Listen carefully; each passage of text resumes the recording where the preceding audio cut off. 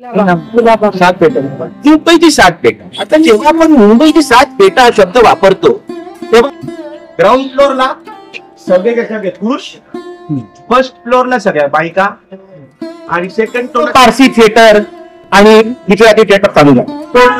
पण मराठी थिएटर हा one of the earliest theatre होता मुंबईत, जो एकेकाळी त्याला थिएटर ऑन द ग्रीन म्हणायचे.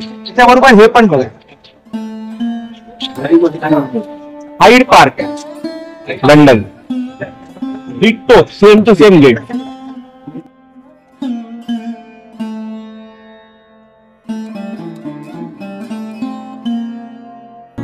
नमस्कार. सध्या आपला काळा घोडा फेस्टिवल 2008 फेस्टिवल 2025 चालू आहे. मी आता सध्या एशियाटिक लायब्ररीच्या इथे उभा आहे. इथे ना आज काळा घोडा फेस्टिवलचं एक इव्हेंट होणार आहे. ते म्हणजे बीज मुंबईचे असे 5 शतकांचा मुंबईचा इतिहास आपण त्यातून उलगडणार आहे. तर आपण त्यासाठी सहभागी होण्यासाठी एशियाटिक लायब्ररीजवळ इथे उभे आहोत. थोड्या वेळातच ती मंडळी इथे येतील, तर त्यांच्यासोबत आपण जॉईन होणार आहोत. तर हा खूप व्हिडिओ मस्त होणार आहे, खूप माहितीपूर्ण असा व्हिडिओ असणार आहे. व्हिडिओ थोडा मोठा होईल. इथून आपण सुरुवात करणार एशियाटिक लायब्ररीपासून ते आपला पोला फाउंटन म्हणजे हुतात्मा चौकापर्यंत हा आपला वॉक असणार आहे. खूप माहितीपूर्ण व्हिडिओ असणार आहे. कुठेही स्किप करू नका, तुम्हाला वेगवेगळी माहिती ऐकायला मिळणार आहे मुंबईची. तर जाऊया आपण त्यांना सहभागी होऊया त्यांच्यासोबत.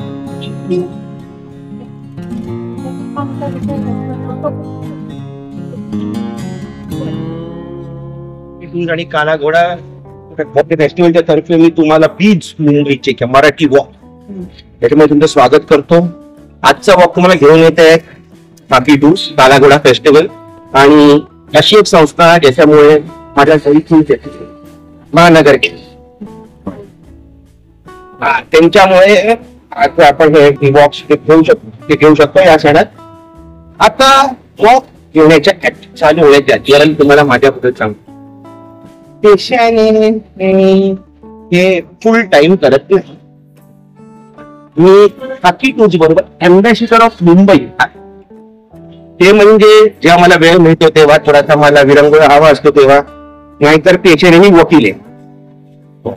कोर्टाचे जमिनीचे कागद जेव्हा मला पासून जेव्हा मला थोडासा वेळ मिळतो तेव्हा मी मूळ जमिनीवर मूळ इमारतींसमोर असतो. कारण शेवटी कसं आहे, मी ह्या एरियामध्ये वाढलोय, मी मोठा झालोय आणि मला आवडतं बाबा थोडंसं फिरणं, थोडंसं बघणं, वाचणं. हा छान दिसतं, काय असेल ते बघून घेऊ असं मला आवडतं.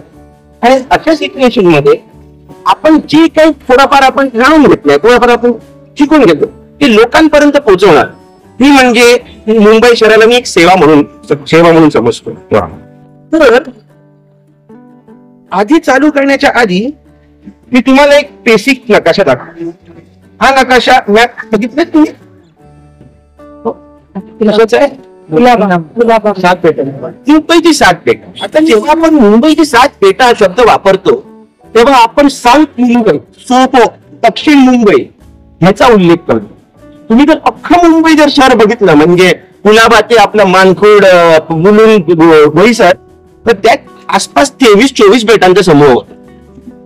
पण ही सात बेट जी आहेत, बरोबर, ही सात बेट अशी आहेत की तुम्ही जर शहरात फिरला असाल, प्रवास केला असाल, तर तुम्हाला कुठली कुठेतरी ही नावं आढळलीच असतील. हे बेट तुम्हाला दिसतंय ते म्हणजे कुलाब्याचं बेट. हे जे छोटं बेट दिसतं तुम्हाला इकडे, त्याला ओल्ड वुमन्स आयलंड किंवा लिटिल कुलाबा असं पण म्हणतात. हे आहे माझगावचं बेट, हे आहे वळीचं बेट, हे माहीमचं, हे आहे पळाचं बेट, आणि हे आहे माहीमचं बेट. पण आपण ज्या बेटावर उभे आहोत ते सगळ्यात मोठं भव्य बेट दिसतंय ते आहे मुंबईचं बेट किंवा बॉम्बे आयलंड. जेणेकरून अख्ख्या शहराला बॉम्बे किंवा मुंबई हे नाव पडतं. बॉम्बे मुंबई काय आहे ते आपण नंतर पुढे जाणूनच घेऊया. पण त्याच्या आधी तुम्हाला एक गोष्ट सांगतो की आज हे शहर असं दिसतं का? नाही. ही तुम्हाला काळ्या रेषा दिसतात अवतीभोवती असतात बेटांच्या. आज आपल्याला हे शहर असं दिसतं का?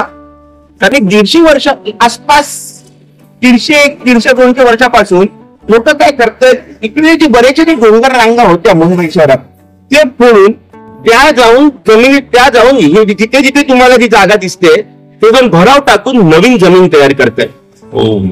आणि अशा रीतीने जर तुम्ही आज मुंबईचा ना काय मुंबई मॅप असं गुगलमध्ये टाईप केलं किंवा तुम्ही मुंबई विमानतळावर लँड करत असाल तर तुम्हाला मुंबईचा असा आकार दिसतो. जेणेकरून तुम्हाला कळेल की 60 ते 70% मुंबई शहर ही भराव टाकून निर्माण केली. आता आपण मुंबईचा इतिहास बघत गेलो हिस्ट्री आपण जर बघत गेलो आणि आपण विचार केला की एक कुठला पॉईंट धरायचा तिकडनं इतिहास चालू तर आपल्याला जो जर भौगोलिक इतिहास जिओग्राफिकल फिजिकल हिस्ट्री बघायची असेल तर आपल्याला 6.5 कोटी 6,06 कोटी वर्ष आधी जावं लागतं. जेव्हा जे प्लेट्स होते जिओग्राफिकल प्लेट्स ते हलत होते त्याच दरम्यान एक भला मोठा ज्वालामुखीचा विस्फोट झाला. तो कुठे झाला इथे कुठे नाही पण मॉरिशस आणि मॅडेगास्करच्या टोकाला. आणि तिकडनं जो लावा जो बाहेर निघाला तो वर्षानुवर्ष थंड होत होत होत गेला आणि काय निर्माण झाला म्हणजे लावाने निर्माण केलेला दगड व्होल्कॅनिक रॉक काळा पाषाण म्हणजे बसॉल्ट त्याच्यावर दख्खनचं पाठार हे आहे. आणि मुंबई मध्ये पण तशीच आपल्याला भौगोलिक स्थिती दिसते. आणि ही झाली भौगोलिक दृष्टिकोनातून पाहिली. आता आपण पुढे जाऊ. जशी मुंबई पुढे पुढे पुढे पुढे होत गेली तशा अनेक राजवटीकडे येऊन गेले. मुंबईत काही काही ठिकाणी अश्मयुगाचे पण अवशेष दिसतात. पण नंतर सातवाहन मौर्य आणि मौर्य मग सातवाहन मग त्याच्यानंतर मराठे मग दिल्लीचे सुलतान मुघल असे भरपूर लोकांच्या राजवटी होत गेल्या. महाराजांनी पण मुंबईत येण्याचे छत्रपती शिवाजी महाराजांनी पण मुंबईत येण्याचे उल्लेख दिसून येतात. पण मुंबई आज जी आपण अशी बघतो मुंबई त्याला आधुनिक रूप कोणी दिलं तर ते म्हणजे युरोपियन. आता आपण जेव्हा म्हणतो मुंबई आणि युरोपियन जेव्हा बोलतो मुंबई युरोपियन्स तेव्हा पहिले युरोपियन कुठले असतील पोर्तुगीज. आता पोर्तुगीजांचं कसं होतं वास्तू डिगामा त्याने 1498 साली 1498 साली केप ऑफ गुड होप वरून कलिकटला पोचला होता. मग तोच मार्ग घेऊन अनेक लोक येऊन इकडे येऊन गेले. आणि 1550च्या दशकात ही जी मुंबईची 7 बेटं होती आणि त्याच्या उत्तरेकडचा विभाग तो गुजरातच्या सुलतानापासून पोर्तुगीजांकडे आला. तर एक विचार करा त्यावेळेला इकडची राजधानी कुठली होती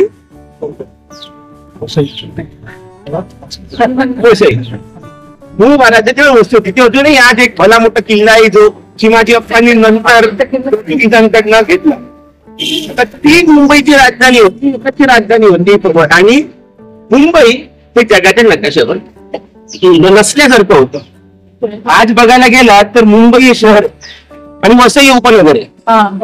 मुंबई सिटी वसई शहर असं म्हणतो. सोपारा पण तुम्ही सोपारा ते मौर्य म्हणजे नाला चोपा तिकडे स्तूप ते आपण त्याच्याबद्दल पण आपण बोलू.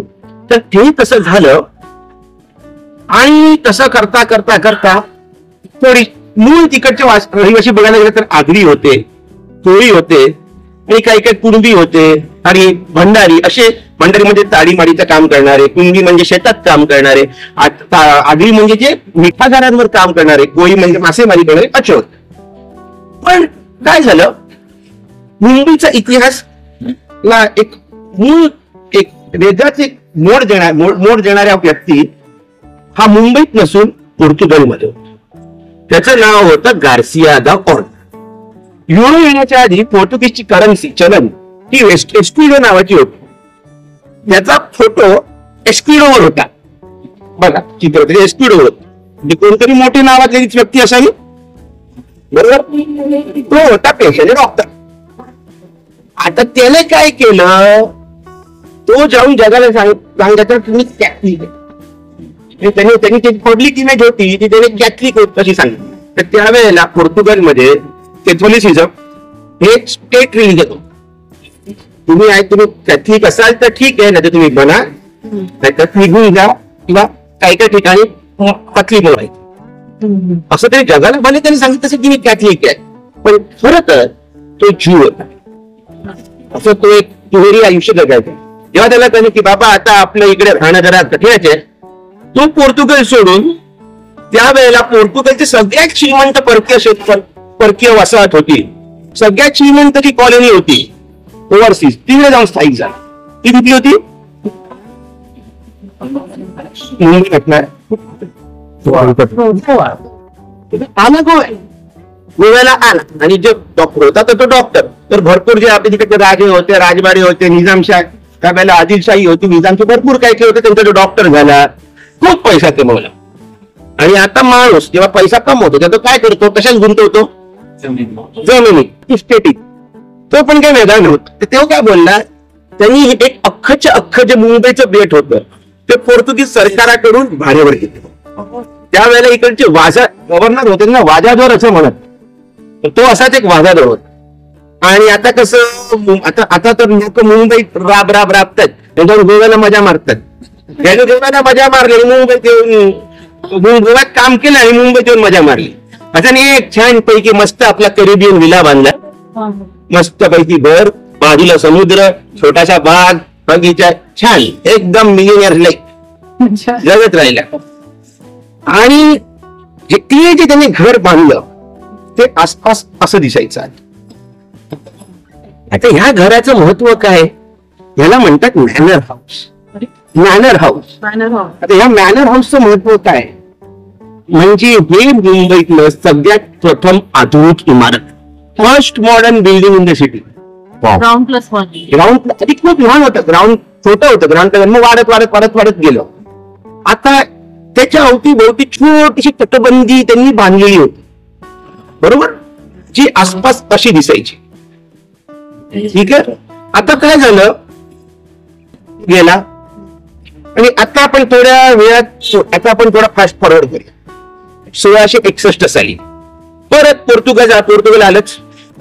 पोर्तुगलची राजा होता, ओके, त्या राजाची एक बहीण होती, तिचं होतं कॅथरीनो ब्रिगॅन्झा. तिने 20चं वय ओलांडलं होतं. त्यावेळेला मुलींचे 10-12 वर्षात लग्न व्हायचे, 15 म्हणजे सगळे खूप जास्ती झाले. ही 22-23 वर्षांची होती.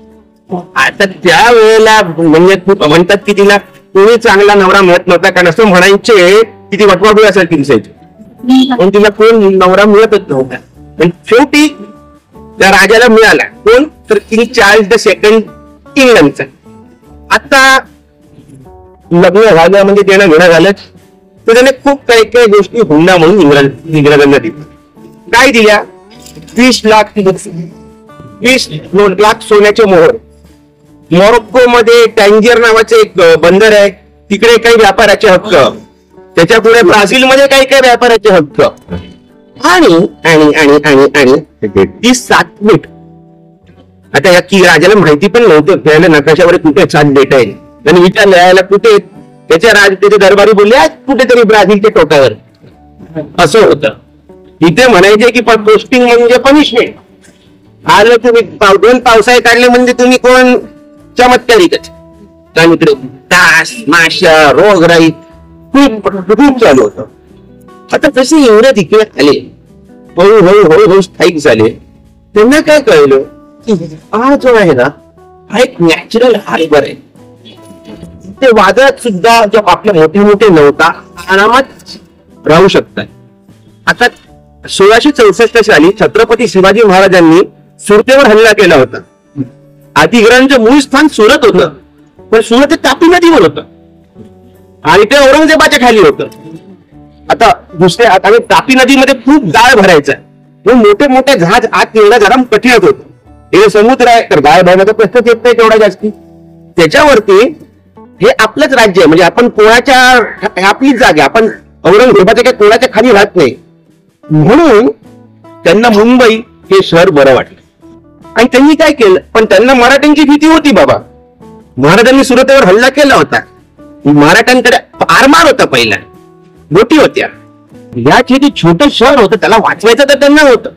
त्यांनी काय करावं, तर ही जी छोटी ते मॅनर हाऊस होतं ते आता कालांतराने वाढत गेलं. त्याच्या अवतीभोवती त्यांनी जाऊन एक छोटी तटबंदी बांधली, एक छोटी गडी सारखी तयार.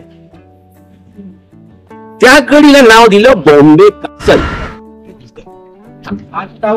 मागे बॉम्बे कासल हे झाड म्हणून ना प्रीतार गोळ्याचं झाड तेच तिकडे आता टावर आहे कम्युनिकेशनचा. आणि हे बघा ना इकडे ती लोक बघा ना, त्यांनी डोक्यावर जे काय बांधले जे काय घातलंय त्यांच्यावरून ते कोण होते, त्यांचा धर्म ते काय. तिकडे तुम्हाला एक इंग्रज दिसतो टोपी घातलेला, एक मराठी ब्राह्मण पगडी घातलेला कोणतरी दिसतो, एक मुसलमान टोपी घातलेला दिसतो. तर त्या काळात निघाले. ठीक आहे, मी तुम्हाला बोललो की इकडे जवळ आहे ना, तिथं तुम्हाला बोललो आता की इकडे जी मराठी ती मुंबई ही कशी मोठी झाली, ठीक आहे. ते जाणून घेण्यासाठी आपल्याला भारतापासून 1000 मैल तरी लांब जावं लागेल. 1861 साली 1861 साली अमेरिकेत यादवी युद्ध, सिव्हिल वॉर. काय तर ते उत्तरेकडे नॉर्दर्न स्टेट्स सदर्न स्टेटचे विरोध. आता जे सदर्न स्टेट्स होते तिथे कापूस उगायचे. तोच कापूस 42 मग इंग्लंडच्या लँकेशायर आणि मँचेस्टरच्या गिरणीत जायचा. तिकडे त्याचा कापड होऊन जगभर एक्सपोर्ट केला जायचा. आता हा सिव्हिल वॉर झाल्यामुळे ते सदर्न स्टेटचे जे फोर्ट्स होते तिकडे जाऊन नॉर्दर्न स्टेट्सने बंदी घातली. एकही जागात बाहेर येतात नाही. मग काय करणार, त्यांना दुसरीकडे बघावंच लागेल. तर कुठे बघणार, मध्य भारत म्हणजे विदर्भ, माळवा, गुजरात, राजस्थान, तिकडची जमीन, तिकडची माती, तिकडचं पाणी, तिकडचं तापमान, कापसासाठी एकदम केवळ. आणि त्याच वेळेला सुएझ कनाल पण तयार होतं.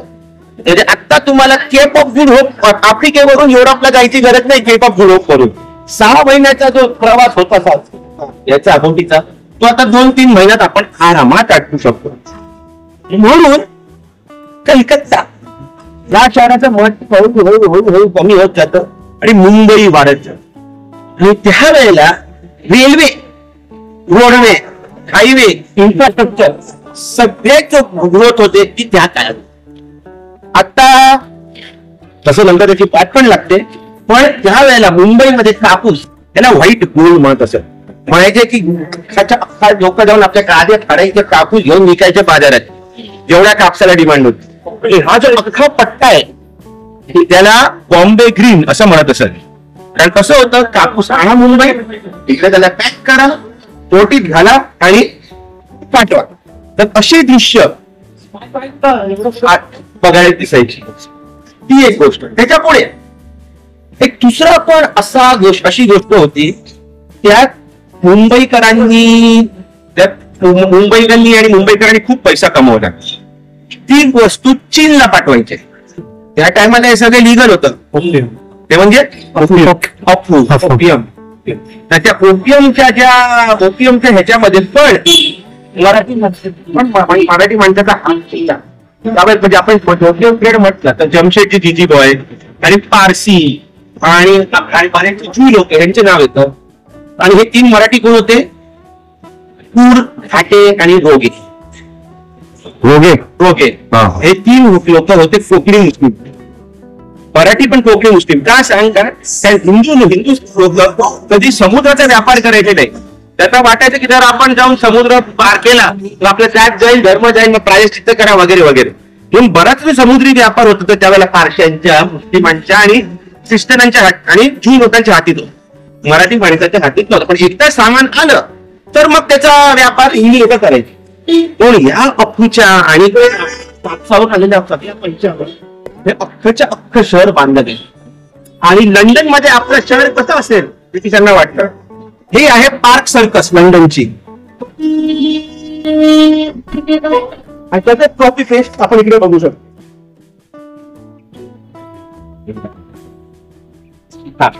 आणि तुम्ही जर बघाल तर तिथे असं बांधलं सगळीकडे. आणि ती पण एक निओ क्लासिकल वास्तुशैलीचा एक भाग आहे.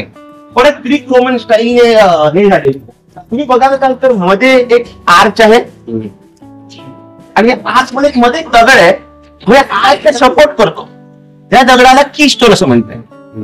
असे तुम्हाला सगळे कीस्टोन कडे दिसतील, पण काहीतरी साम्य आहे. ग्राउंड फ्लोअरला सगळे कशा पुरुष फर्स्ट फ्लोअरला सगळ्या बायका आणि सेकंड फ्लोअरला वेगवेगळी चिन्ह आहे. आता तुम्ही जर पुरुष बघाल ना, ते लोक आहेत ते सेम आहेत का?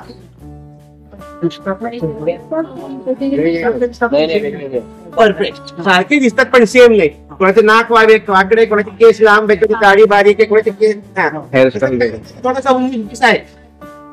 तर असं आपण चालत जाऊया, सगळं बघून घ्या. आणि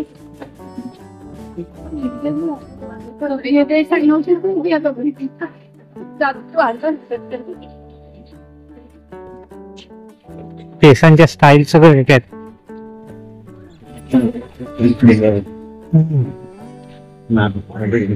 मगाशी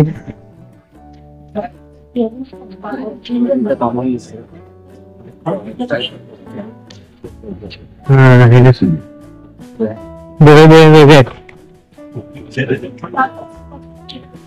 1903 साली एक भयानक अशी गोष्ट घडली मुंबईत. जो मुंबईचा जो कोटला मराठीत लोक कोट म्हणायचे, तिकडे भीषण आग आली. अर्ध्यापेक्षा जास्त कोट हा भूकंपाच्या विध्वंस झाला. आणि जिथे भारतीय राहायची, जो लोकल नेटिव्ह क्वार्टरचा कोट होता, तिकडे हा सगळ्यात जास्ती झाला. तिकडची लोक जास्ती मेली. म्हणून त्यावेळेला लोकांना वाटलं की बाबा एक मूलभूत सुविधा जी प्रत्येक उभरत्या शहर मोठ्या शहरात असली पाहिजे, ती मुंबईला आपण त्यावेळेला दिली पाहिजे. ती म्हणजे कुठली? अग्निशमन दल, फायर ब्रिगेड. जे पहिल्यांदा तिकडे चालू झालं. मुंबईतलं सगळ्यात पहिलं फायर ब्रिगेड बँक ऑफ बरोडाची बिल्डिंग आहे ना, तिकडे. आणि एवढ्यावरच संपत नाहीत. हे नाव आपल्याला रंगभूमी हा एक महत्वाचा घटक. बरोबर. आता महाराष्ट्र पहिलं जे थिएटर होतं मुंबईत, ते या ठिकाणी त्याला म्हणायचे थिएटर ऑन द ग्रीन. आणि त्यावेळेला ते ड्रामा थिएटर आपण म्हणते म्हणजे 1776 साली उभारलं थिएटर, ते 1835 पर्यंत इकडं. आता हे जे थिएटर ऑन द ग्रीन होतं, त्याचे म्हणजे थिएटर, सिनेमाचं थिएटर नव्हता, सिनेमा फार नंतर आला. तिथे थिएटर ते नाटकाचं थिएटर, त्यात इंग्रजी नाटकं व्हायची. नंतर जागा कमी पडायला लागली, शहर वाढत गेलं. म्हणून नाना शंकर शेटांनी एक भलं मोठं आपली जागा देऊन एक दुसरं थिएटर बांधलं ग्रँड रोड. आपलं थिएटर बाहेरून कसं दिसतं आपल्याला माहित नाही, पण आतून कसं दिसायचं हे आपल्याला कळतं.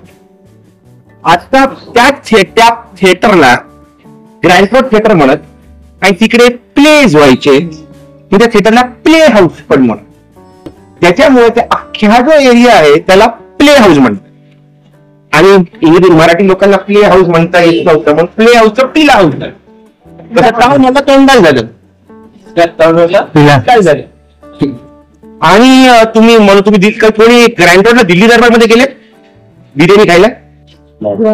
ग्रँड रोडला जे फेमस दिल्ली दरबार आहे त्याला त्या एरियाला प्ले हाऊस आज म्हणतात. आणि नंतर इंग्रजी थिएटर नंतर हळूहळू थिएटर चालू झाला, तो होता मराठी थिएटर. सगळ्यात पुढाकार घेणारी व्यक्ती होती म्हणजे ही सांगलीचे विष्णुदास भावे. हो, संस्थापक. हा, वाशीला तुम्ही गेलात तर विष्णुदास भावेच्या नावाचा. आणि नंतर मग पारसी थिएटर आणि गुजराती थिएटर चालू झाला. पण मराठी थिएटर हा one of the earliest theatre होता मुंबईत, जो त्याला थिएटर ऑन द ग्रीन म्हणायचे. त्याबरोबर हे पण बघा, Hyde Park London, ditto same to same gate. 1776 to 1835. आणि बिल्डिंग तर आत्ताशी चालू. This is 1816 onward. 1835 it was already shift. म्हणजे पुढे ऑलरेडी झालं होतं शिफ्ट. ही इमारत लाल नाही, ही म्हणजे आशिया खंडातील सगळ्यात पहिला मुंबई समाचार याची स्थापना पहिला न्यूजपेपर, पहिला वर्तमानपत्र हे झालं 1822 साली स्थापन, 1822 मध्ये. आता तुम्हाला एक गोष्ट सांगतो. मुंबई आणि बॉम्बे आपण काय म्हणतो, 1996 साली 1996 मध्ये अख्ख्या मुंबई शहराचं बॉम्बेच्या नाव मुंबई गेलं. खरं आणि म्हणजे खरी व्याख्या पण आपण त्याच्यात थोडीशी चूक पडेल. कसं आहे, बॉम्बे प्रेसिडेन्सी जी होती ती फार मोठी होती. म्हणजे तुमच्या एडनपासून काय काय कराचीचा भाग होता, गुजरातचा भाग होता, महाराष्ट्राचा भाग होताच, तर त्याच्यावरती कर्नाटक पर्यंत पण जाईल. आणि याच्यात अनेक भाषा होती. आता या सगळ्या भाषांमध्ये या शहराला मुंबईच म्हणे. पोर्तुगीज बॉम्बे म्हटलं गुड बे, चांगला बे. बे म्हणजे समुद्र, याच्या भोवती तीन ठिकाणी जमीन आहे, तर म्हणून या शहराला बॉम्बे असं म्हणायचं. पण हिंदीमध्ये पण मराठीमध्ये त्याला मुंबईच म्हणत. आता हा जो तुम्हाला पाठी दिसते ती 96 आधीची आहे. तरी पण त्याच्यावरती वरती गुजरातीच बघा, मुंबई समाजाची आणि खाली बॉम्बे समाजाची.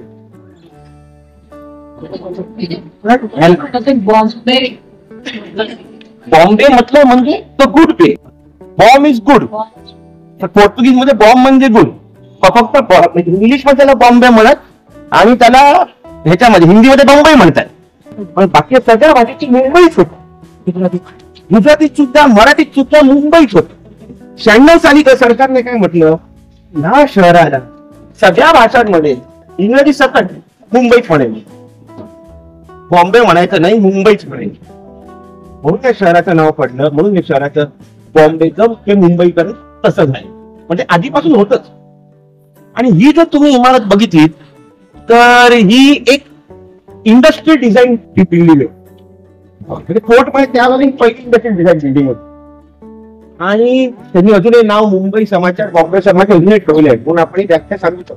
असं होतं की जर्मनी आज तुम्हाला सांगतात आम्हाला जर्मनी म्हणून आम्हाला डॉइचलँड म्हणा. तसंच आता ह्या इमारतीत मुंबई समाचार बरोबर एक बॉम्बे क्रॉनिकल नावाचे एक न्यूजपेपर. ओके. आणि ह्या बॉम्बे क्रॉनिकल नावाच्या न्यूजपेपर मध्ये एक जो संपादक होता तो ब्रिटिश नसून तो आयरिश होता. आणि तो जाऊन भारताची स्वातंत्र्य चळवळ होती इंग्रजांविरुद्ध, अशी ब्रिटिश आणि आयरिश लोकांची पण इंग्लंडच्या विरुद्ध स्वातंत्र्य चळवळ होती.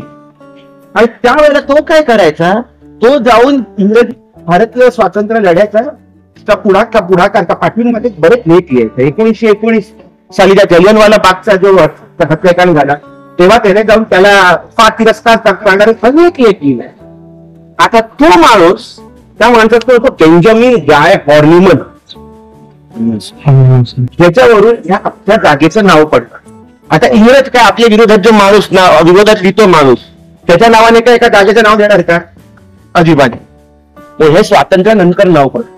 म्हणून आपल्याला वाटतं की बाबा हे इंग्लिश नाव अजूनही कसं टिकू नये. कारण 60च्या दशकात बरीचशी जी इंग्रजी नावं होती ती काढली आणि त्याच्या आधी मराठी नावं पडली. रिपन रोडचं मौल आणि म्हणजे भारतीय नावं पडली कुठली असो. म्हणजे डंकन रोडचं मौलाना आझाद रोड झालं, मेयो रोडचं भाऊराव पाटील मार्ग झालं, हे सगळं त्या काढतात. पण हे इंग्रज नाव कसं टिकलं? लोकांना हा प्रश्न पडतो. काही ते इंग्रज नाव तो आयरिश होता, पण दुसरं म्हटलं इंग्रज कोणी त्यांच्या वगैरे लिहितो त्याच्या नावाने तर काय ठेवणार नाही. त्या जागेचं थिले नाव काय होतं आपल्याला वर दिसतं. तो जो होतो हा मुंबईचा गव्हर्नर होता. त्याच्यावरून हे इंग्रज नाव पडलं. ठीक आहे. हॉर्निमन सर्कल गार्डनचे गेट.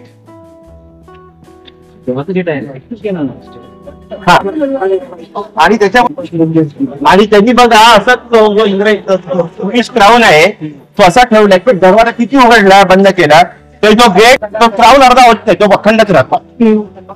आता हा जो पूर्ण जो हॉर्निमन सर्कल गार्डन होतं ते एकेकाळी जर तुम्ही बघितलं नसं वरून तर खास असं दिसायचं. आणि मध्ये बघा एक अशी छोटीशी छत्री टाईप होती. या छत्रीत ना एक पुतळा होता या साहेबांचा. त्याचं नाव आणि नंतर हा पुतळा पण आला. हा होता लॉर्ड कॉर्नवॉलिस आणि हा लॉर्ड वेलेस्ली. आता कॉर्नवॉलिस आधी आला, मग वेलेस्लीचा पुतळा बांधला गेला. 60च्या दशकात दोघांना घेऊन भाऊदाची डायरी म्युझियम मध्ये ठेवल्या पाहिजे. पण कॉर्नवॉलिसची एक मजेदार आख्यायिका आहे. ते बोललं एक घुमट होतं, त्या घुमटाचा पुतळा होता. आता भारतीय लोकांनी असे पुतळे बितळे तसे बघितले नव्हते. घुमटात पुतळा, त्या घुमटात मूर्ती. त्यांना काय वाटलं तो कोण असेल? भगवान देव. आणि साधा सुद्धा देव नाही, तो सफेद गोरा देव.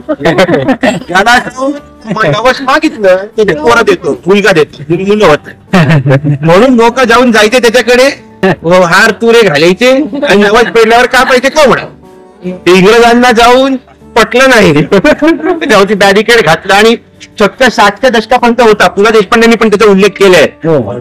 आणि त्याला कॉर्नवॉलिस म्हणतात, म्हणतो जरा व्हॅली साहेब.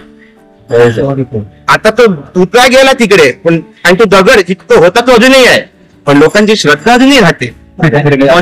तर मला हार तू हे नारळ अजूनही कोंबडं अजूनही दिसत. तर तसं अजूनही चालतं. आता जसं मुंबई शहर आलं, मुंबई शहर वाढत गेलं, जसं मुंबई शहर मोठं होत गेलं, लोकांनी वाटलं की आपण या शहराला काहीतरी द्यावं. आपण पैसा गमावला इकडे, आता कसं द्यायचं? तर म्हणतात की भुकेल्याला जेवण देणं आणि धान्य देणं, पाणी देणं, त्याच्याने केलं का चांगलं कर्म वाटतं. तर त्याच्यामुळे लोकांनी काय केलं ते पुढे पाहू. विचार करा, मी माणूस आहे, मी आता असं पाणी पिऊ शकेन? कोणासाठी होतं? बरोबर. त्या टायमाला काही म्हशी बैल गुरं ते जाऊन वजन ओढायचं, तर ते इकडनं पाणी प्यायचे. तो भला मोठा हंडा दिसतोय, तिकडनं बऱ्याचदा माणसं मागून पाणी प्यायची, मागून माणसं पाणी प्यायची. बाजूला विहिरी होत्या ज्याच्याकडनं ह्याला पाणी मिळत गेलं. आता हे जे वडाचे झाड आहेत, ठीक आहे, ह्या वडाचे झाड आहेत. आता हे वडाचे झाड आहे ना, वडाच्या झाडाला फार महत्व आहे म्हणतात. का? त्याच्यावर पण मुंजा बिंजा बसला नव्हतो. याच्या खाली असं म्हणतात की जेव्हा कापसाचा जाऊन व्यापार वाढत गेला, तर काही लोक बोलले, हा ठीक आहे, आपण कापसात तर व्यापार करतो, आता आपण त्याच्या किमतींवरती, त्यांच्या प्राइसिंगवरती, त्या रेट वरती पण काय काय अंदाज बघ, फ्युचरवर. त्यासाठी आपण काय करू? आपण कंपन्या काढू, त्याचे छोटे छोटे हिस्से विकू, त्याला शेअर द्यायचे. आणि तसं 1853 साली चालू झालं मुंबईचं शेअर मार्केट, जे आज त्या मोठ्या इमारती. आणि त्या मोठ्या इमारत मी तिकडे काम केलंय, मग मला माहिती आहे, एक बटन दाबलं चुकीचं झालं पुढे मागे, एवढ्या स्पीड मध्ये असतात बसच्या गाडी, शिवाय सेपरेट आणि कितीतरी रुपयांचं नुकसान सेपरेट. तर ह्याच्यामध्ये तुम्ही वाटतं आपण ज्या शेअर मार्केट म्हणून, तर गुजराती मारवाडी अशी लोक मला नावात येतात ना, पण या शेअर बाजारात या फ्युचर स्टॉक्स मध्ये मराठी माणसाचं योगदान काय? पहिला माणूस जेव्हा चालू केलं होतं प्रेमचंद रायचंद. पण जेव्हा शेअर या बॉम्बे स्टॉक एक्सचेंजमध्ये काही काही इश्यूज होत चालले, लोकांना काही काही प्रॉब्लेम दिसायला लागले आणि हे जरा जास्त वाढत गेलं, तेव्हा त्यांनी जाऊन एक दुसरं एक्सचेंज चालू केलं 1992 साली, ज्या BKC ला आहे. त्याचं नाव आहे नॅशनल स्टॉक एक्सचेंज. आणि त्याचा जो संस्थापक होता त्याचं नाव होतं श्री R.H. पाटील. तर मुंबई मराठी आणि त्याच्यामध्ये कुठे ना कुठेतरी कनेक्शन हा आढळतोच आणि आढळणारच. ठीक आहे, बरोबर. त्यांना कॉफी जे आधी युरोपमध्ये वापरला जात होतो आणि नंतर पूर्णपणे आता इमारतीला पण वापरला जाते.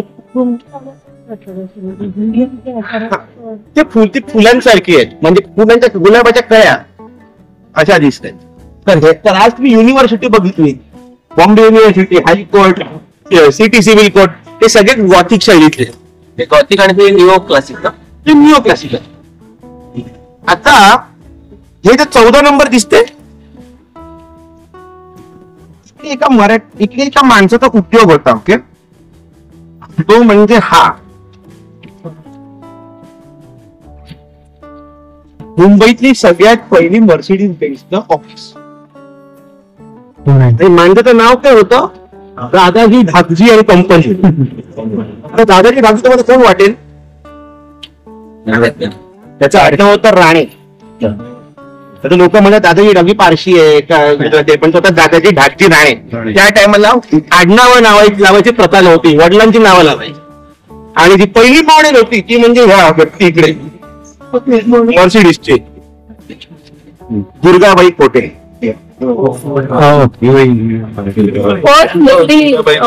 आणि पहिली बाईक आणि त्यांनी ऍड एजन्सी पण स्वतःची चालू केली होती नंतर. आता ही जी इमारत आता समोरच शैलीमध्ये नंतर सखीकरण आजपासून सखीकरण पण आहे ते काय होतं ते आपण पुढे बघून घेऊ. रोमन कॅथलिक हे ऑलरेडी मुंबईत होते पोर्तुगीजांबरोबर आले. म्हणजे पोर्तुगीज गेले त्यांचे चर्चेस होतेच. म्हणजे पहिलं चर्च म्हणजे सेंट मायकल्स चर्च जे तुमच्या इकडे माहीमला आहे आणि नंतर दादरचं चर्च भरपूर चर्चेस बांधले. पण इंग्रज एक रोमन कॅथलिक नसून तेव्हा ना रोमन कॅथलिक असून प्रोटेस्टंट होते. ठीक आहे. आणि ते प्रोटेस्टंट चर्चेस होते ते आधी एवढं नव्हतं. इंग्रजांना पण कधी प्रार्थना हवंच होतं. आधी बॉम्बे कासरमध्ये एक छोटीशी खोली होती ज्याच्यात ते एकत्र यायचे माससाठी सर्व्हिस. हळूहळू जसं त्यांचं लोकसंख्या वाढत गेली त्यांना म्हटलं आपल्याला मोठी इमारत पाहिजे. पण त्याने 1718 साली एक सेंट जेम्स चर्च ची स्थापना चालू केली आणि ही तिकडे होती. आणि नंतर त्याला कथीड्रल म्हणजे ते बिशप बसतो तिकडे ते नाव पडलं. तुम्ही आत बघायला गेलात तर हे असंच होते एकेकाने. आता असं नाही. आता बऱ्यापैकी विस्तार झाले त्याच्या आतमध्ये. आता बंद आहे नाही. आणि आतमध्ये जर तुम्ही गेलात ना तर तुम्हाला असे भरपूर असे स्लॅब असे मार्बलचे असे हे दिसतील प्लॅंक्स. त्याच्यावरती जाऊन बरेचसे लोक जे इंग्रज सैनिक भारतात मुंबईत आले इकडे मृत्यू पावले त्यांच्या स्मरणार्थ आहे. तुम्ही त्यांचे वय बघाल 32, 33, 40, 50 वर्षाचा तर म्हणजे अगदी मात्र. म्हणजे त्यावेळेला बघितलं ना तर 20 माणूस जर समजा 2 पावसाळे काढले तर तो कोणतरी गिरे असं होतं. आतमध्ये जो बारिशे निकाला ना क्योंकि जर मलेरिया रहता असा मलेरिया रहता तो it was that way. So आधी आज आपण समजा जातो की एक्सप्रेस वेवर आणि आपण एक खोपोलीला लोणावळ्याला पोचलो तिकडे एक बोर्ड दिसतो ना मुंबई 102 किलोमीटर. आपल्याला महाडला दिसतो मुंबई गोवा हायवे वरती मुंबई 200 किलोमीटर. आता 102, 200 जे आकडे मी काढले ते एका सर्टन पॉइंट पासून मोजले जातात. त्या पॉइंटला 0 पॉइंट. आजच्या तारखेला मुंबईचा 0 पॉइंट म्हणजे जनरल पोस्ट ऑफिस जीपीओ ते नंतर मग टाउन हॉल आधी त्याच्या टाउन हॉल होत. पण जो सगळ्यात प्रथम जो 0 पॉइंट होता शहराचा तो म्हणजे हे चर्च. त्याच्यामध्ये हे जे बॅप्टिझम फॉन्ट आहे म्हणजे ते लहान मुलांचं बॅप्टिझम होतं तिकडनं अंतर मोजले जायचे. तिकड ह्याला ह्या माणसाला ओळखतात जंगल बात चली है पता चल आहे. त्याला कोणी लिहिलं मोगली दे जंगल बुकला कोणी लिहिलं रडियार्ड किपलिंग. याचा जन्म मुंबईत झाला त्याच्या बाबतीत इकडे झाला. आणि अनेक लोक जे मुंबईत स्थायिक झालेले होते मुंबईत होते त्यांचा जन्म झाला होता पण त्यांच्या आता वंशज इंग्लंडला आहेत आणि त्यांना आपल्या त्यांची फॅमिली ट्री काढायची असेल तर ती वंशवाय बघायला इकडे येतात अजूनही. आणि तेवढे जुने कागद आहेत. आणि आतमध्ये आणि मी बोललो ना हा 0 पॉइंट होता तर प्रत्येक एका महिलाचे दगड उभारले गेले. तसा पहिला महिलाचा दगड होता आहे अजूनही मेट्रो सिनेमाला. मग दुसरा म्हणतात मेळ बाजारला आहे. असा जो चौथा जो महिलाचा दगड होता त्यावेळेला किलोमीटर नव्हतं ना एक मैल होता माइलस्टोन. दुसरा तो महिलाचा दगड होता. आता तो हायवे पे दिसतोय ना सेम आहे तो. आता जो चौथा महिलाचा दगड होता तो असाच पडीक होता त्यावर कोणी काय लोक लुंगी सुकायला घालायचे काय लोक जाऊन सायकल ठेवायचे भाजीवाल्याच्या वरती काय आपले लिंबू चिरायचं काय वाट लागली होती. तर आपल्यावरती जो आपण खाकीतून जाऊन पीएमसीच्या वॉर्ड ऑफिसच्या सोबतीने हा एक माइलस्टोन संवर्धन केलं. चित्रा सिनेमा दादरला अजूनही तुम्हाला तो दिसतो. जो आधीचा जो माइलस्टोन होता ना एक जो पहिला महिलाचा दगड होता काही एवढाच होता साईज मध्ये एवढा जमिनीच्या आत गेला होता. त्याच्यावरती कोणी त्याच्यावर हेल्मेट ठेवलं होतं त्याच्यावरती साडी घातली होती. मी वॉक करताना मी असा काढलाय बघा इकडे असं. तर आता जाऊन संवर्धन चालू आहे तो पण आला की हळूहळू संवर्धन होत. आत मी तुम्हाला नकाशा दिसेल त्याच्यात महिलाचे दगड दिसतात आसपास एक 1600 महिन्याचे दगड आहे In Mumbai. मुंबई. आणि जेव्हा हे चर्च बांधलं गेलं 1718 साली, सगळे इंग्रज एकत्र आले. एकच भारतीयाला ओळखलं होतं, एकटाच. त्याचं नाव होतं रामा कामटी. रामा कामटी तो होता एक मराठी माणूस, आणि त्यावेळेचा शहरातला सगळ्यात मुख्य व्यापारी. बाकी कोणत्याही दुसऱ्या भारतीयाला बोलवलं गेलं नाही. Because he तो बिझनेसमॅन होता म्हणून. सगळ्यात मोठा बिझनेसमॅन. not even advocate. मला वाटलं advocate होतं काय लिहायला. नाही बिझनेसमॅन पैसा. तर हा जो पट्टा आहे इकडनं जर तुम्ही बघाल ना, तिकडे शक्यतो इंग्रजांची वस्ती होती, तर त्या पट्ट्यावर पूर्णपणे भारतीयांची वस्ती होती. तो फोर्टचा नेटिव्ह क्वार्टर होता तो त्या साईडला होता. ठीक आहे. आणि ह्या चर्चच्या समोर एक फोर्टचा दुसरा गेट होता. ठीक आहे. आणि त्या गेटला, आणि तो चर्चच्या समोर गेट होता म्हणून त्या गेटचं नाव पडलं Church gate. आणि स्टेशनचं नाव आलं Church gate. खालती गाणे ना डॉन पिक्चर मधले, बंबई नगरिया तुझे बबुआ चहा छे लेकिन गेट किधर आहे. आता कोण माहिती नाही इकडे कुठं असेल तो. काहीतरी वेगळं दिसतं. आतापर्यंत ज्या आपण बिल्डिंग बघितल्या ना त्या सगळ्या पाश्चात्य वास्तुशैलीत होत्या. आता इंग्रजांना कळलं ठीक आहे त्यांच्यासारख्या बिल्डिंग, त्यांच्याकडे काय असतं बर्फ, वादळ, वारे, गारा, पण त्यांच्या वास्तुशैलीतल्या बिल्डिंग इकडे कॉपी पेस्ट केल्या तर चालणार नाही. इकडे घाम, चिकचिक, धूळ, माती, त्याच्यामुळे सूट बूट घालून बसलं लागलं बोंब. तर अशा अवस्थेत आपण जाऊन काय करावं, इकडची वास्तुशैली वापरलेली बरी. हवा खेळती असली पाहिजे, मोठमोठ्या खिडक्या असल्या पाहिजे आत्या. म्हणून त्यांनी जाऊन ही बिल्डिंग नंतर बांधली. रेडी मनी मॅन्शन नाव बघा. रेडी मनी बघितलं तर ते एका पुणेरी वाड्यासारखं, मराठा वाड्यासारखं दिसतं. हे बघा ना, ते तुम्हाला दिसतात ना ते अशा कमानी, त्याला मोर कमान असं म्हणतो. ती बऱ्याचशा मुघल आणि उत्तर भारतीयाच्या वास्तुशैलीत आढळते. आता हे जे तुम्हाला दिसते जी मोर कमान आणि त्या गॅलऱ्या, ते कशाच्या बनल्या? लाकडाचे. उडण नाही, मार्बल आहे, दगड. आणि जो वास्तू नॉट ब्लॅक बसॉल्ट, पण हा जो बसॉल्ट ऑफ कलर बसॉल्ट, तर बसॉल्टचे वेगवेगळे रंग आहेत. आणि हे सगळे स्टोन क्लॅड बिल्डिंग आहेत, म्हणजे अख्खेच्या अख्खे स्टोन नाही आहेत, फक्त बाहेरचा भाग दगडाचा आहे, आतमध्ये विटा, सिमेंट, चुना. तर हे जे हे आहे ना, तर ज्या माणसाने गेटवे ऑफ इंडिया बांधली तोच वास्तुशास्त्रज्ञ याचा जॉर्ज विटे. हे असणार 1930च्या नंतर, 1920, लेट 1900, अर्ली 1900 असं आहे जॉर्ज विटे. आणि ते नाव बघितलं तर रेडी मनी मॅन्शन, आणि त्याच्यावर ते चिन्ह, ते फॅमिली क्रेस्ट आहे त्यांच्या. रेडी मनी फॅमिलीचा तो त्यांचं निशाण आहे. आता रेडी मनी हे नाव एका माणसाचं होतं. आता मनी तो पारशी माणूस होता. तर जेव्हा बरेचदा इंग्रज सरकारला पैशाची का निधीची गरज होती तेव्हा तो बरेचदा त्यांच्याकडे जायचा आणि तो त्यांना द्यायचा पैसे, ATM.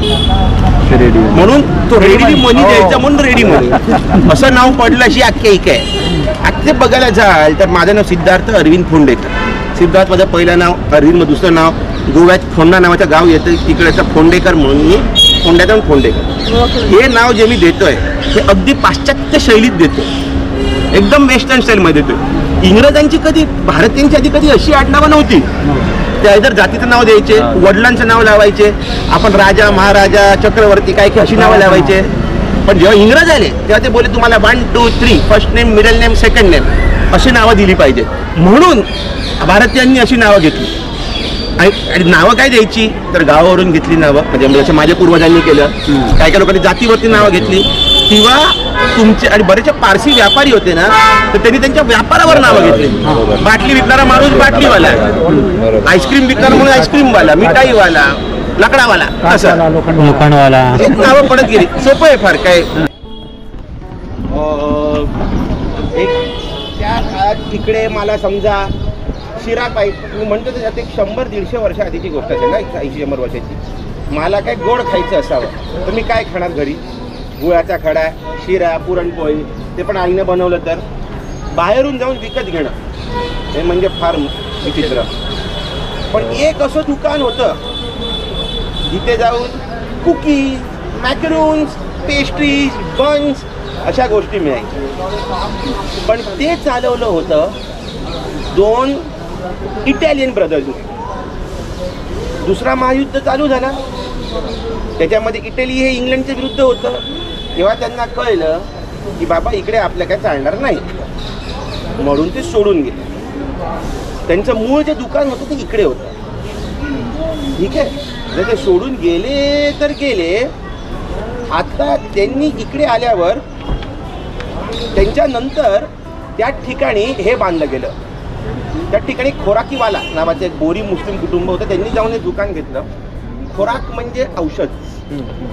एक जी ते वैद्यासारखे होते. एकाने एका फॅमिलीच्या ब्रँचच्या जाऊन तेच काम पुढे केलं आणि वॉकाट हॉस्पिटल चालवतात. दुसरं फॅमिली हे चालवतं अकबर अली. म्हणजे आपल्याकडे कसा क्रिसमसमध्ये सॅन्टा क्लॉज असतो तसा त्यांच्याकडे चाचा दीपक होता. तो दिवाळी त्याच्या लोकांना गिफ्ट द्यायचा. तसंच त्यांचं एक तसं स्टाईल होतं. आणि एक जी ब्रांच होती त्या खोराकीवाल्या फॅमिलीनी, त्यांनी मी बोललो ना आधी केक्स, मॅकरून, स्वीट्स, पेस्ट्रीज, तोच बिझनेस पुढे नेला आणि भारतात सगळ्यात मोठ्या केकची चेन उभारली. आणि जे इकडे ओरिजिनल नाव दुकान होतं तेच नाव त्याला दिलं, मॉन्जिनीज. परफेक्ट.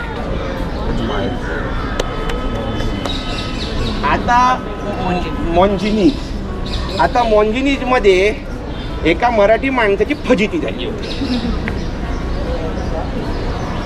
ती मराठी माणूस म्हणजे कोण, तर आपले लाडके पु ल देशपांडे. तुम्ही अपूर्वाई जर ऐकलं असेल, जिथे जाऊन आपल्या गमती जमती सांगतात इंग्लंडला जाण्याच्या आधी. आता पु ल देशपांडेंची कशी फजिती झाली ते त्यांनी आपल्या अपूर्वाईमध्ये सांगितलंय. मुंबई, आता मी तुम्हाला सांगितलं की हा अख्खाच्या अख्खा होता तो फोर्ट होता, का कोट. आणि आपण आता जिथे उभे आहोत तो म्हणजे कोटा. त्या फोर्टची वेश होती. आसपास असं 2 गेट होते, एक इकडे एक तिकडे. चर्च, तुम्हाला हे चर्च अजून तिकडे दिसतंय का तिकडं. आणि आता जिथे उभे आहोत तिकडे भला मोठा खंदक होता. इकडे जाऊन त्याला मराठा डिच असे म्हणायचे. इंग्रजांना मराठे ह्या खंदकाच्या पुढे येता कामा नये म्हणून त्यांनी मराठा डिच असं याला नाव ठेवलं. आता काय झालं की 1861चा साल. आता 1861च्या साली खूप, आता कसं इंग्रजांनी बऱ्यापैकी अख्ख्या देशावर कब्जा केला होता.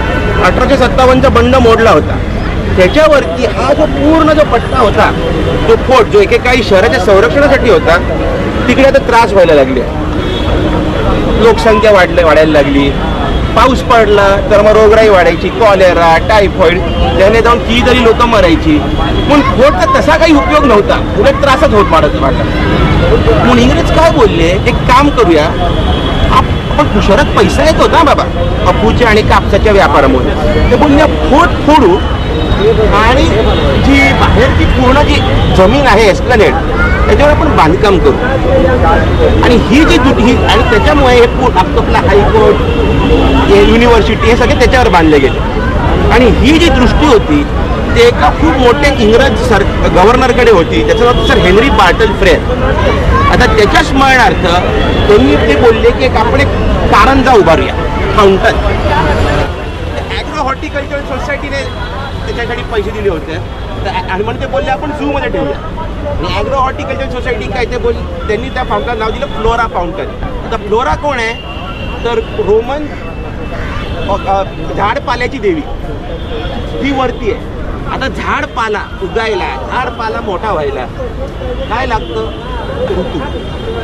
तर हे जे 4 तुम्हाला स्त्रिया दिसतात ते 4 ऋतूंचे प्रतीक आहे. आता हे युरोपमध्ये 4 आहेत, विंटर, ऑटम, समर, स्प्रिंग. भारतात गरम, थंड, पाऊस. त्याच्या पुढे आपल्याला ऋतू माहीत आहे. मला विचारलं कोण कुठे, मला काहीच सांगता येणार नाही. पण गार्डनमध्ये बायकाच्या राणीच्या बागेत ठेवलं कोण बघणार, कोणीच नाही. म्हणून चला जाऊन इकडे ठेवूया मेन रोडवर, म्हणून इकडे ठेवण्यात आलं. साल असेल आसपास 1884. आणि त्याच काळात पुण्यानंतर हा रस्ता असा दिसायचा. ठीक आहे. आणि तिकडे तुम्हाला दिसत आहेत ते ट्रॅम्स आहेत आणि ते ट्रॅम्प अगदी याला चिकटून जायचे. हा, म्हणून जेव्हा त्यांनी रस्त्याचं काम केलं तर त्यांना ट्रॅम्प दिसले, ट्रॅम्पचे ड्रू आढळले. हो हो हो, बऱ्याच ठिकाणी दिसतात ट्रॅम्प काम चालू होतं तेव्हा मोठमोठे ट्रॅम्प. हो दिसतात. भारताच्या स्वातंत्र्यानंतरचा, ठीक आहे.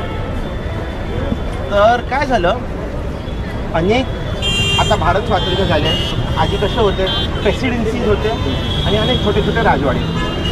आता विचार करते की भारताला जाऊन भारताचे छोटे भाग घडवायचे कसे. आता प्रशासकीय कारणासाठी भारताचे भाग घडवायचे कसे. आता असा प्रस्ताव दिला गेला की भाषेच्या आधारावर भारताचे वेगवेगळे हिस्से करा.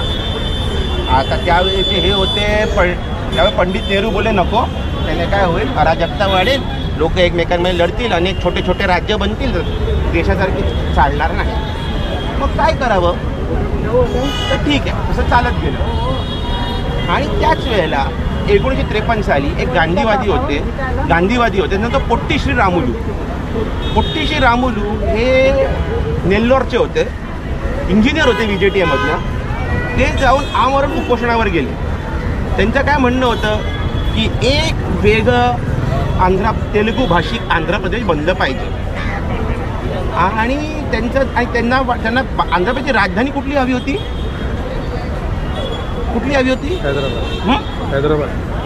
हैदराबाद हे उर्दू, हिंदी आणि दख्खनी भाषिक होतं जास्ती करून, कारण निजामची राजवट होती.